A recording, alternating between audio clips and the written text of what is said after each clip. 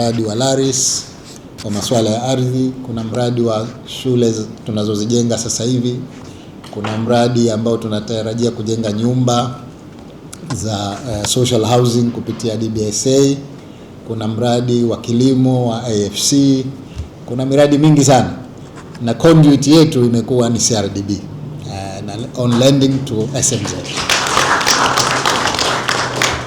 Kwa hiyo sisi ndio tushukuru, sisi ndio tuwashukuruni kwa kazi kubwa mnayoifanya kutusaidia kupata fedha nje ya utaratibu wa kawaida. Ushiriki wenu kwenye maendeleo, miradi ya maendeleo ya Zanzibar kupitia mikopo hii tunaithamini sana, lakini ukiacha ile on lending mnayoifanya, pia kuna fedha zenu wenyewe kama benki ya CRDB ambazo zinakuja kwetu kupitia programs mbalimbali. Mmetusaidia kupitia Zanzibar Economic Empowerment Authority yetu, mnatusaidia kupitia mikopo mbalimbali ya wajasiriamali wadogo na wakati, na tunasema kwamba tunaridhika sana na ushirikiano huu. Tuko tayari kuendeleza ili tufanye biashara pamoja nanyi kubwa zaidi. Mheshimiwa Rais, tuko hapa, nimeona niseme tu hayo maeneo matatu kuonyesha jinsi gani bado tunathamini sana, na nikuhakikishie kwamba miradi ya kimkakati yote tutaweza kufanya kazi na kushirikiana, na ndio maana utafahamu kwamba tumekuwa na ofisi yetu kule Dubai.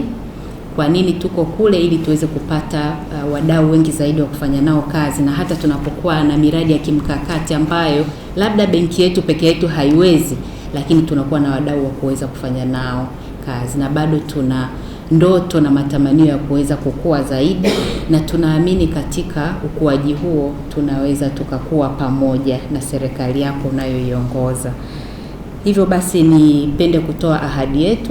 Mkurugenzi mtendaji ameisema ahadi kwa niaba ya management, lakini naomba na mimi niseme kwa niaba ya bodi nzima kwamba tuko tayari kuendelea kushirikiana.